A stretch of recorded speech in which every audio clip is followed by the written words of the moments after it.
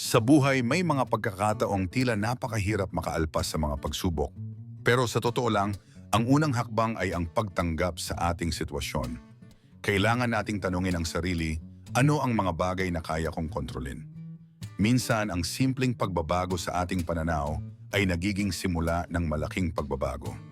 Mahalagang magkaroon ng mga layunin. Hindi kailangang malalaki, kahit maliliit na hakbang ay makakatulong. Isulat ang mga ito at unti-unting isakatuparan. Surround yourself with positive people. Ang mga tao sa paligid natin ay may malaking epekto sa ating mindset. Huwag matakot magtanong at humingi ng tulong.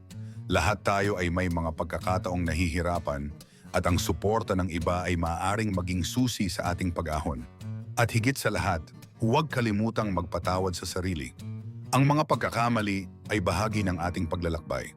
Ang mahalaga ay ang patuloy na pagsisikap at